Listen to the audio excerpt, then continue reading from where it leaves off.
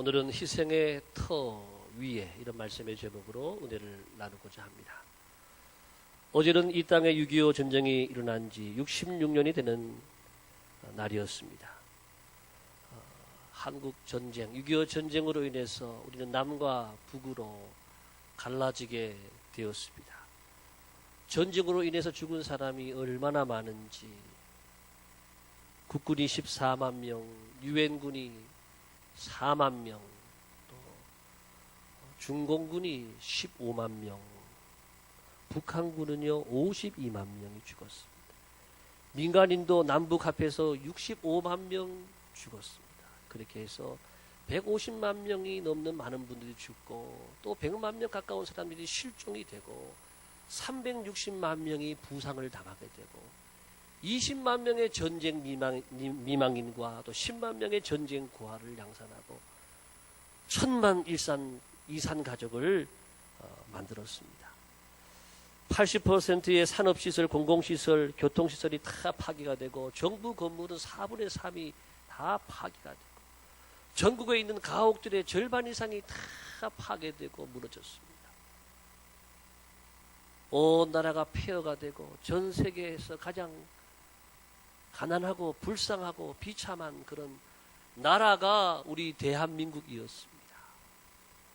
그런 나라가 지금은 세계 10위의 경제 대국이 되고, 전국이 사통팔달로 도로, 또 철도, 비행기, 전 세계가 개발도상 국가들이 아주 본받고 싶은 그런 나라가 되었고요. 전 세계에서 유일하게 원조받던 나라인데 이제는 원조하는 그런 나라가 되었습니다. 전 세계가 부러워하는 그런 나라가 되었습니다. 어찌 이러한 축복을 우리의 힘만이라고 할 수가 있을까요? 누군가의 희생이 없이는 이런 축복은 불가능했다라고 하는 것입니다. 6.25 전쟁 때 우리나라에서 전투한 많은 전투 중에서 253번의 전투를 해서 253번을 다 승리한 부대가 어떤 부대인지 여러분 아세요? 그 부대가 맹호 부대도 아니고, 또 해병대 부대도 아니고, 도깨비 부대도 아니고요. 그 부대 이름이 뭐냐 하면은 그 부대 이름이 강류라고 하는 부대입니다. 강류. 잘 못 들어보셨을 거예요. 강류. 이 말은 초전박살 이런 뜻인데, 에디오피아 부대가 바로 이 강류 부대인 것입니다. 모두 6,037명이 파병 와서 121명이 고귀한 생명이 이 나라에서 죽게 됐고요. 536명이 부상을 당했습니다. 이들이 이렇게 한국 전쟁에 참여하고 승승장구한 데는 나름대로의 이유가 있었습니다. 원래 이 에디오피아가 이탈리아의 침략을 받았습니다. 그래서 자그마치 27만 명이 죽고 나라까지 빼앗겼습니다. 그렇지만 이들은 결코 포기하지 않고 끝까지 싸워서 마침내 1941년에 이탈리아를 다 내쫓았어요. 그들 땅에서 내쫓았어요. 그때 이탈리아의 공격을 받아 나라를 빼앗길 때에 전 세계에 우리를 도와달라고 요청했지만은요, 한 나라도 도와주지 않았다라고 하는 것입니다. 그런데 한국 전쟁이 발발하고 나서 유엔이 도움을 요청하는 거예요. 한국을 도와주자. 그때에 이 에디오피아라는 나라는 황실 근위대를 중심으로 해서 이렇게 6,000명이 넘는 많은 군인들을 이 땅에 보내주었다라고 하는 것입니다. 그들은 자신들이 어려웠을 때 그들의 경험을 돌아보면서 우리가 한국을 도와줘야 되겠다. 그들이 또한 많이 싸워봤기 때문에 전투 경험을 통해서 한국 전쟁에 와서 253번 싸워서 253번 다 이기는 이런 강력한 그런 부대가 되었다라고 하는 것입니다. 여러분, 그들은 비록 온몸에 총탄이 박히고 팔다리를 잃었지만 한반도의 자유를 위해 싸운 것을요, 큰 자부심으로 여기고 있다고 합니다. 비록 지금은 가난하고 자식 교육도 못 시키지만은 한국이 발전되는 모습을 보니까 참전 용사들이 지금 살아있는 분들이요, 흐뭇하다고 하는 거예요. 우리는 지금 못 살지만 한국이 잘 살고 잘 되는 거 보니까 너무 고맙다라고 하는 이야기. 또다시 한국에 전쟁이 일어난다고 한다면 또다시 가서 도와주고 싶다라고 하는 그런 말을 하는 거예요. 얼마나 감사합니까? 우리는 이런 은혜를 입고 사는 나라예요. 오늘 우리의 저국은 이러한 6.25 참전 군인들과 유엔군의 희생 위에서 이 나라가 건설되었다라고 하는 것입니다. 우리들의 부모님들이 6.25 동란 이후에 얼마나 어려웠습니까? 4.19와 5.16을 거치면서 산업화 시대를 거치고 민주화 시대를 거치고 오늘의 이 자유대한에 오늘 축복의 땅을 만들었다라고 하는 것입니다. 오늘 우리 한국교회는 이 교회를 지키기 위해서 밤낮으로 눈물로 기도하고 환난과 핍박 중에서도 신앙을 지킨 바로 우리 믿음의 선조들의 희생을 통해서 이루어지게 된 것입니다. 그러므로 오늘 이 시대에 우리는 우리들의 부모님들과 우리 믿음의 선조들을 본받아서 우리도 희생의 삶을 살아가야 할 줄을 믿습니다. 그리고 우리의 희생과 헌신은 우리나라와 우리 교회의 미래인 다음 세대의 큰 은혜와 복으로 나타나게 될 것입니다. 오늘 본문은 세례 요한의 죽음을 기록한 책입니다. 세상 사람들의 관점으로 볼 때 여러분, 세례 요한은 행복한 사람이었을까요? 세례 요한은 과연 행복한 사람이었을까요? 30대 젊은 나이에 죽었어요. 그가 이 땅에 와서 한 일은 뭐냐면 광야에서 살았어요. 광야에서 회개하라, 회개의 복음을 전하고 세례 주는 일을 하고, 낙타의 털옷을 입고 허리에 가죽띠를 띠고 메뚜기와 석정을 먹으면서 야인 생활을 한 사람, 광야 생활을 한 사람. 그는 개인적인 쾌락은 버리고 천국 복음을 위해서 산 사람이었습니다. 하나님을 위해서 말씀대로 살아갔지만 그는 그럼에도 불구하고 감옥에 갇히게 되었습니다. 세상 사람들의 기준으로 볼 때 이것은 전혀 복이라고 말할 수 없지만 하나님의 관점에서 볼 때에 세례 요한은 복된 인생이었습니다. 그는 왜 감옥에 갇혔을까요? 세례 요한은 오직 한 가지 이유입니다. 바른 말을 했기 때문에 감옥에 갇혔습니다. 그는 헤롯이 자기의 동생, 이복 동생의 아내인 헤로디아를 아내로 맞이하게 된 이 부도덕한 일을 책망했습니다. 이 헤로디아라고 하는 여인은 참 야망이 큰 여자입니다. 자기에게 남편이 있어요. 근데 이 남편이 좀 무능했어요. 그렇다고 아주버님이죠, 아주버님. 이 남편의 형이 황제인데 형한테 잘 보여가지고 형을 차지하는 거예요. 헤로디아에게 있어서 바른 말을 하는 세례 요한은 바로 눈의 가시처럼 여겨졌던 것입니다. 헤롯의 생일 잔치 때 많은 사람들이 모여서 고관 대작들이 함께 모여서 잔치하고 축가를 하고 있습니다. 헤로디아의 딸 살로메가 축가 공연을 또 맡아서 춤을 춥니다. 그 춤이 헤롯이 볼 때 얼마나 만족스럽고 얼마나 기분이 좋은지, 살로메야 이리 와라 이리 와라.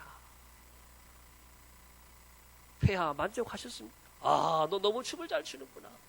그래, 너의 소원이 무엇이냐? 내가 너의 소원이면 다 들어주겠다. 많은 신하들 앞에서 그렇게 약속을 하는 거예요. 잠깐만요, 엄마한테 물어보고 올게요. 엄마한테 가서 헤로디아지요, 살로메가 엄마, 폐하께서 소원을 들어주신다는데 뭐라고 하면 좋을까? 세례 요한의 목을 달라고 해라. 끔찍한 얘기를 합니다. 깜짝 놀랐지만 엄마가 말하는 대로 헤로디아가 이 헤로드 왕에게 가서 세례 요한의 목을 달라고 요구를 하는 거예요. 여러분, 이 헤로드 왕이 어땠을까요? 그 마음이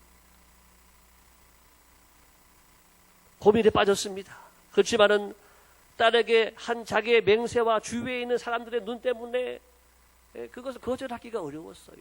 그 말씀이 9절에 기록이 되어 있습니다. 같이 읽어보겠습니다. 9절 시작. 왕이 근심하나 자기가 맹세한 것과 그 함께 앉은 사람들 때문에 주라 명하고, 뭐를 주느냐? 요한의 머리를 갖다 주라 라고 하는 거예요. 왕의 말 한마디면은 모든 것이 이루어지는 그런 세상이잖아요.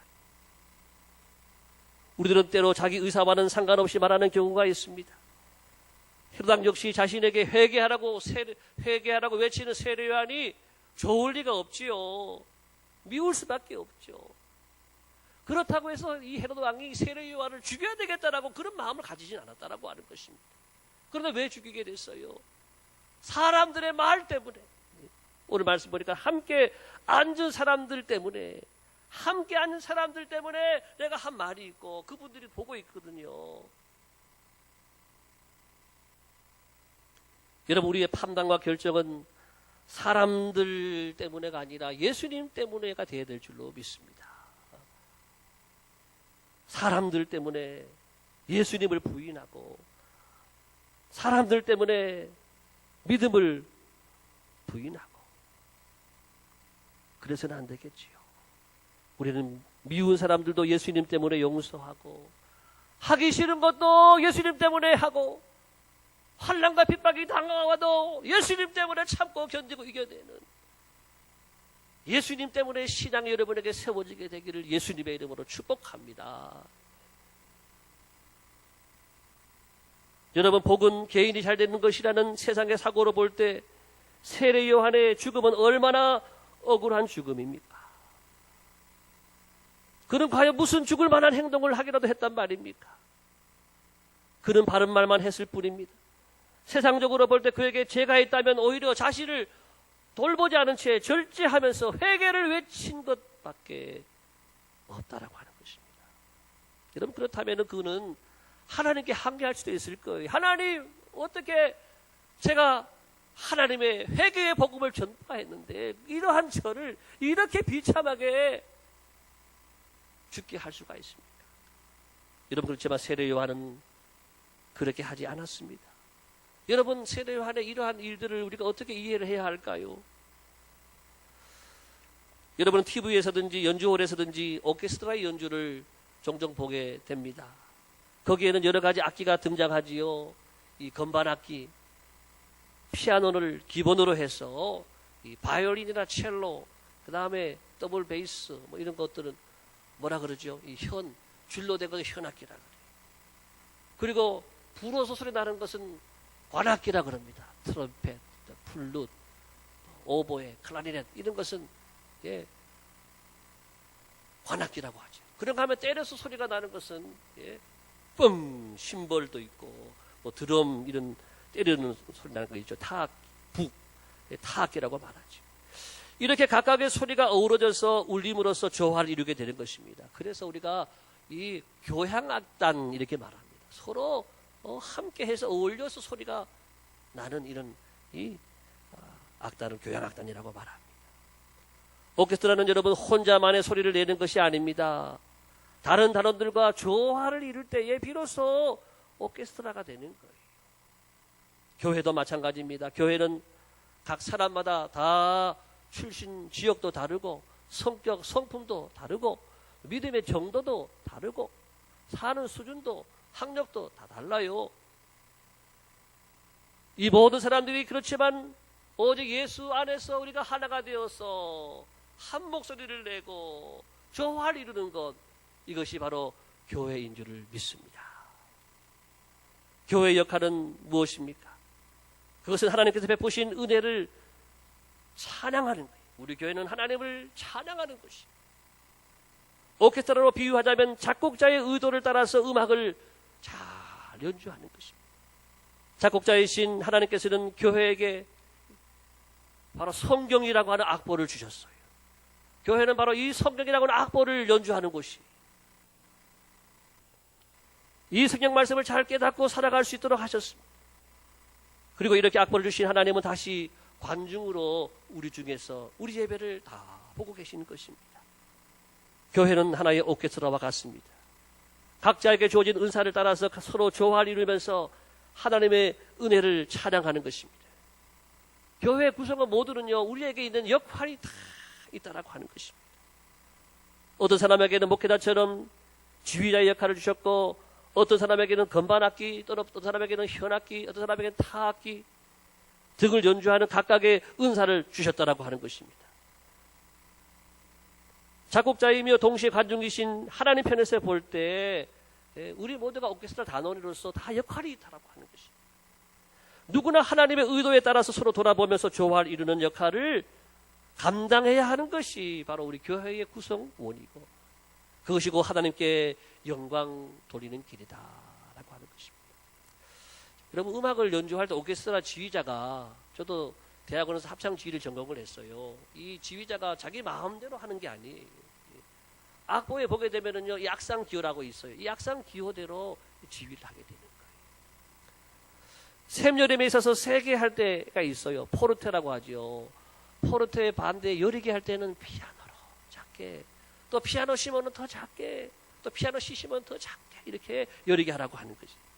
속도에 있어서는 어떤 때는 느리고 폭넓게라고 하는 라르고라는 것이 있어요. 그런가 하면은 보통으로 모데라토라고 있어요. 그런가 하면 비바체는요 아주 빠르고 경쾌하게 나가는 거예요. 거기에 따라서 지휘자가 지휘하고 그 지휘를 따라 연주를 다 하는 거예요. 또 표현에 있어서는 사랑스럽게 아마빌레 이런 것이 있어요. 생기 있게 컨브리오, 섬세하게, 델리카토를 아주 섬세하게 연주하는 거예요. 그러나 때로는 탄식하듯이 소스피란도가 있고요, 때로는 가슴 아픈 듯이 돌로레가 있고요, 때로는 조용히 하는 트란킬로가 있습니다. 이렇듯 많은 악상 기호들이 있습니다. 이렇게 연주할 때야 비로소 그 작곡자의 의도가 그대로 나타나는 거예요. 저마다 하고 싶은 것만 하고 각각 내 소리만 내고 싶을 때 내고 하고 싶을 때 하고 내 마음대로 한다고 해봐서 그건 절대로 오케스트라가 될 수, 교향악단이 될 수가 없는 거예요. 그것은 불협화음이라고 말합니다. 하나님은 각 사람에게 하나님의 은혜를 드러낼 수 있는 우리 모두에게 역할을 주셨어요. 많은 경우 사람들이 하나님께 영광을 돌린다고 할 때 어떤 걸 생각하느냐 하면 내가 드러남으로써 영광을 돌린다, 이것만 생각을 하고 있다라고 하는 것입니다.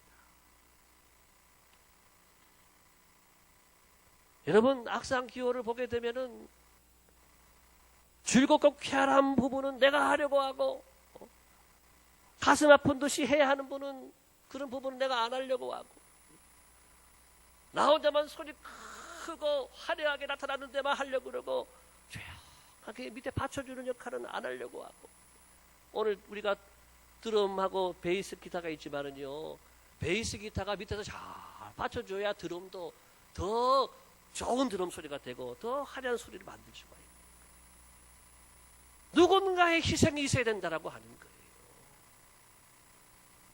교회로 보게 된다면 여러분, 우리 항존직들은요 교회의 뿌리라고 하는 거예요. 뿌리 역할은, 뿌리는 보이지 않는 땅 속에 들어가 있어요. 뿌리를 깊이 내리고 뿌리가 튼튼한 교회가 되어야지 그 위에 성도들이 꽃을 피우고 열매를 맺고 새 가족들이 또 우리 다음 세대들이 아름답게 멋지게 자라가는 거예요. 뿌리가요 자꾸 나오면 안 돼요. 뿌리가 육지 위로 올라오고 싶다고 자꾸 올라가가지고 날 나타내고 하면은요, 뿌리채 흔들려 버리면은요 무너져 버리는 거예요. 우리 교회가 뿌리가 깊이 내려지고 튼튼하게 내려질 수 있게 되기를 예수님의 이름으로 축복합니다. 이런 희생이 없이는 교회가 성장할 수가 없어요. 세례 요한이 헤롯을 향하여 책망을 할 때 그에게 있어서 죽느냐 사느냐가 중요한 것이 아니었습니다. 그는 메시아를 예비하기 위해서 온 자였습니다. 그는 단지 하나님으로부터 보냄받은 그 직분과 사명에 충실했을 뿐입니다. 회개하라, 천국이 가까웠느니라. 회개하라. 세례 요한은 회개의 복음을 전했고 동생의 아내를 빼앗은 이 헤로드 왕에게 회개하라고 외친 것입니다. 세례 요한의 사명은요, 하나님의 말씀 그대로를 전하는 거예요. 정말 이 말씀을 전할 때에 이것은 이 오케스트라 연주할 때 정말 이것은 가슴 아픈 일을 감당하는 거예요. 세례 요한의 역할은 이 복음을 전하고 죽는 거예요. 결코 이것이 화려하고 박수를 받는 일이 아니라고 하는 것입니다. 그렇지만 세례 요한은 내 역할이 그것인 줄 알고 가슴 아프게 연주하고 목이 잘라져서 죽었더라. 자기 역할을 감당하고 죽었다라고 하는 것입니다. 세례 요한은 예수님의 죽음을 앞당겨 보여주었습니다. 하나님의 예고편처럼 정령 왕이신 예수님이 이 땅에 오셔서 어떻게 죽을 것인가에 대해서 보여준 그대로 우리 주님 사형을 당하여서 돌아가셨습니다. 그리고 예수님도 세례요한처럼 죽음으로써 하나님의 뜻을 이루셨습니다. 세례요한은 자기의 직분과 사명을 감당함으로 하나님 나라의 영광에 동참하게 된 것입니다. 여러분, 천국은 바로 이러한 희생하는 자들을 통해서 이루어지게 되었다라고 하는 것입니다.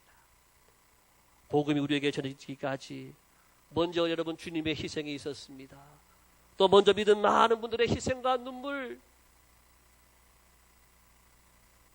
그 눈물과 희생과 헌신이 있었다라고 하는 것이죠.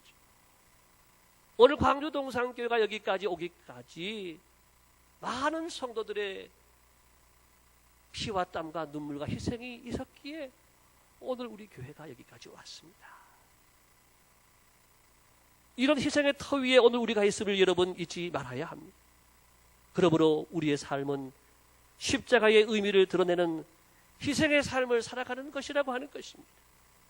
다른 사람은 무시한 채 자기 하나만을 위하고 자기의 성공만을 위하여 살아가는 것은 여러분, 이것은 종교적인 삶이라 그래요. 기독교와 타종교와의 차이는 뭐냐 하면은 기독교는 십자가의 종교인 줄을 믿습니다. 나의 성공만을 위해서 구하는 것은 타종교가 하는 것이지만 예수님이 나를 위해서 죽으시고 예수님 나를 죄에서 건지시고 구원하신 하나님의 은혜를 고백하는 것이 기독교예요. 주님이 죽으신 것처럼 나도 죽음의 자리에 가고 희생의 자리에 찾아가는 것이 바로 우리 복음이라고 하는 것입니다. 오케스트라에서 내 소리만 크게 내면 불협화음을 만들게 됩니다. 한 사람이 불협화음 내면은요, 한 사람 때문에 전체가 망가지는, 전체 음악이 그 한 사람 불협화음으로 망가지고 어려움을 당하는 거예요. 여러분, 목사는 누구냐? 목사는 교회의 지휘자입니다. 오늘 제가 사임하게 되면 내일부터 당장 지휘자가 없어요.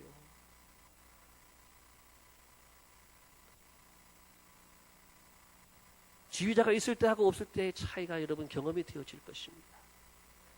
지휘자는 악보에 적힌 악상 기호를 따라 그대로 연주하면 되는 것입니다.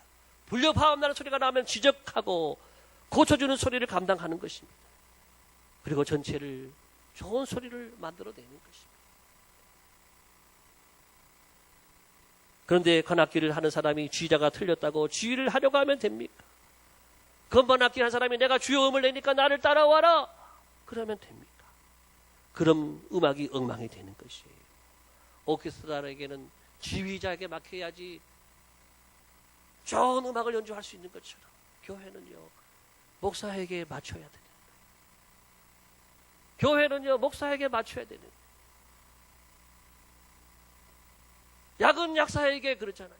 진료는 의사에게, 목회는 어디요? 모르세요? 예. 목회는 목회자에게. 거기 맞춰야 돼요. 우리는 교회의 거룩한 교향악단, 오케스트라가 되는 거예요. 내가 얼마나 열심히 살고 있는가만 생각하지 마시기 바랍니다. 내가 교회에서 열심히 봉사하는 사람인데, 기도하는 사람인데, 헌금 많이 하는 사람인데,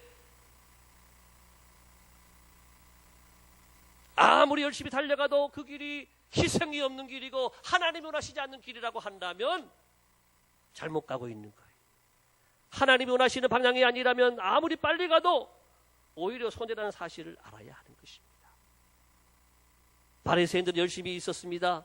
그런데 그들은 하나님이 원하시는 길이 아니라 자기들이 원하는 길로 갔습니다. 예수님과 함께 십자가에 못 박혔던 한편 강도는요, 평생 죄를 지으며 살았지만 마지막 순간에 짧은 시간에 예수님 만났지만 예수님과 같은 방향의 길을 간 사람입니다.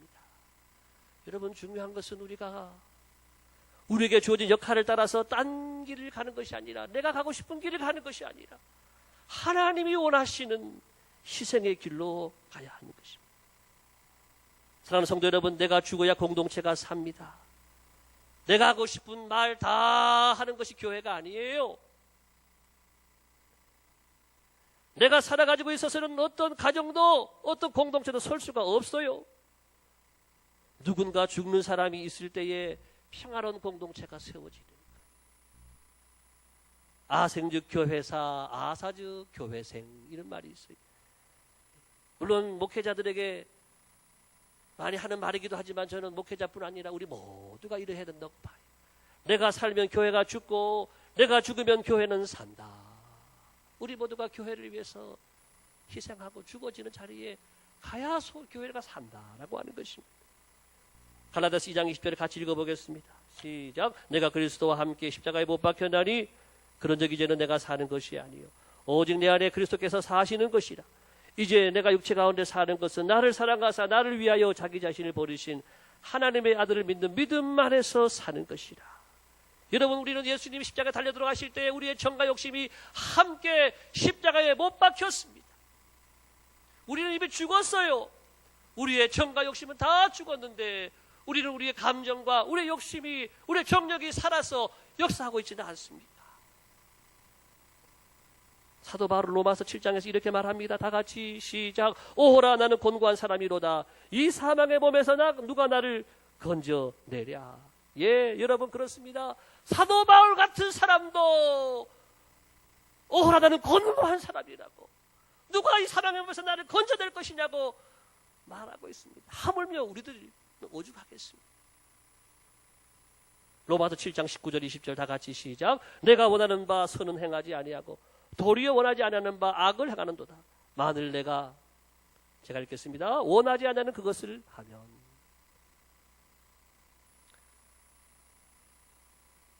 그것을 하면 이를 행하는 자는 내가 아니요 내 속에 거하는 죄니라. 여러분, 우리의 감정이 폭발하고 또 우리가 정욕적으로 살고 우리 욕심대로 하고 싶은 대로 하게 하는 것은요, 여러분이 아니라고 하는 거예요. 내 안에 있는 죄라고 하는 거예요. 죄라고 하는 거예요. 여러분, 우리는 예수님을 통해서 죄를 이긴 줄로 믿습니다. 사망을 이긴 줄로 믿습니다. 마귀를 이긴 줄로 믿습니다. 그럼에도 불구하고 우리의 마음에 늘 죄가 들락날락거리는 거예요. 그러므로 여러분, 죄와 싸워서 이기시기를 예수님의 이름으로 축복합니다. 죄와 싸워서 이기기를 예수님의 이름으로 축복합니다. 우리 교회가 죄와 싸우지 않고 원수마귀와 싸우지 않고는 하나님이 기뻐하는 교회를 결코 이루어낼 수가 없습니다. 우리의 가정도 우리 교회도 우리는 죄와 싸우는 것이지 우리의 싸움은 혈과 육에 대한 싸움이 아니라고 했습니다. 정사와 권세와 하늘에 있는 악의 영들, 이 세상 어둠의 주관자들에 대한 싸움이라고 성경은 분명히 우리에게 말씀하고 있습니다. 사랑하는 성도 여러분, 여러분과 제가 이제 헤어질 시간이 되었습니다.